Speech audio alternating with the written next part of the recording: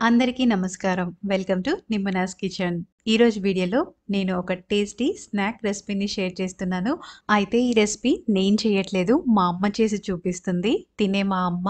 అమ్మ అయితే వంటల్లో నాకు చాలా చాలా సపోర్ట్ చేస్తూ ఉంటుంది. వంటలే కాదు ఇంకా అన్ని విషయాల్లో కూడా. మరి అమ్మని అడిగి తెలుసుకుందాం ఏం రెసిపీ చేస్తుందో అని. హాయ్ అండి. అందరికీ నమస్కారం.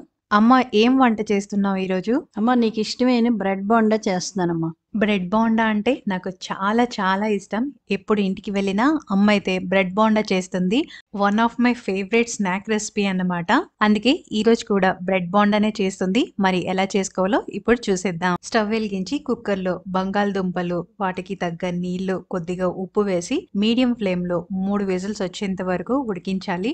అమ్మ బ్రెడ్ బోండా చేస్తూ ఉంటే నేను దానికి కావాల్సిన చట్నీని అయితే ప్రిపేర్ చేస్తున్నాను. చట్నీ కోసం 2 గిన్నెల పల్లీలని ముందు లో ఫ్లేమ్ లో దోరగా వేయించుకొని తర్వాత కొద్దిగా నూనెని వేసి 4 వెల్లుల్లి రెబ్బలు, రుచికి తగ్గ పచ్చిమిరపకాయలు, అలానే హాఫ్ టీ స్పూన్ జీలకర్రని వేసి ఇవి వేగాక వీటన్నిటిని పూర్తిగా చల్లార్చి తర్వాత మిక్సీ జార్లో వేయించుకున్న ఐటమ్స్ అన్నీ వేసి అలానే 1 కప్పు పచ్చి కొబ్బరి, కొత్తిమీర కాడలతో సహా వేసుకోవాలి. కొంచెం చింతపండు రుచిని బ్యాలెన్స్ చేయడానికి, చిన్న ముక్క బెల్లం, రుచికి తగ్గ ఉప్పుని వేసి మెత్తగా గ్రైండ్ చేసుకోవాలి.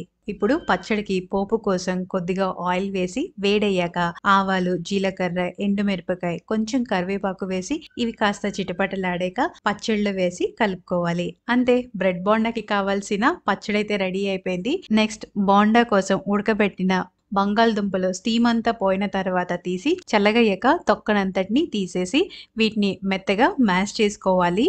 తర్వాత పోపు వేసుకోవాలి. అందుకోసం 2 టేబుల్ స్పూన్ల నూనె వేసి వేడయ్యాక 1 టీ స్పూన్ జీలకర్ర వేసి ఇది కాస్త వేగాక ఒక పెద్ద ఉల్లిపాయని సన్నగా తరిగి వేసుకోవాలి. అలాగే 4 పచ్చిమిరపకాయలని కూడా సన్నగా తరిగి వేసుకోండి. ఇందులో కొద్దిగా కరివేపాకు వేసి ఉల్లిపాయలు కాస్త వేగాక రుచికి తగ్గ ఉప్పు, హాఫ్ టీ స్పూన్ పసుపు వేసి ఉల్లిపాయలు చక్కగా వేగేంత వరకు ఫ్రై చేసి తర్వాత మ్యాష్ చేసి పెట్టుకున్న బంగాళదుంపల్ని వేసి చక్కగా కలుపుకొని 2 నిమిషాలు లో ఫ్లేమ్ లో ఫ్రై చేసి తర్వాత దించేయండి.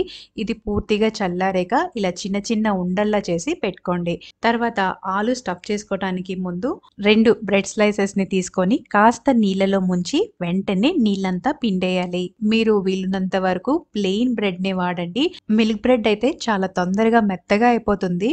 బోండా స్టఫ్ చేసుకోవడానికి కూడా సరిగ్గా కుదరదు. అందుకని ఆయిల్ కూడా ఎక్కువ పీల్చుకునే ఛాన్స్ ఉందన్నమాట.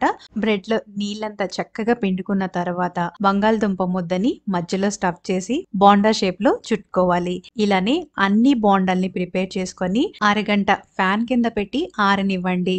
మనం బ్రెడ్ ని చేత్తో టచ్ చేసి చూస్తే అసలు తేమ లేకుండా ఉండాలన్నమాట. లేదంటే వేయించేటప్పుడు ఎక్కువ ఆయిల్ పీల్చుకుంటాయి అండ్ సైడ్స్ కి కూడా అంటేసుకుంటాయి. సో ఇప్పుడు ఇవి ఫ్రై చేసుకోవటానికి నూనె బాగా కాగిన తర్వాత మీడియం ఫ్లేమ్ లో పెట్టి కలుపుతూ ఇలా గోల్డెన్ బ్రౌన్ కలర్ వచ్చేంత వరకు ఫ్రై చేసుకొని చట్నీతో గాని లేదా టమాటా కెచప్ తో కూడా సర్వ్ చేసుకోవచ్చు. చాలా చాలా బాగుంటాయి. నేను ఇప్పుడు టేస్ట్ చేస్తున్నాను. నిజంగా సూపర్ అంటే సూపర్.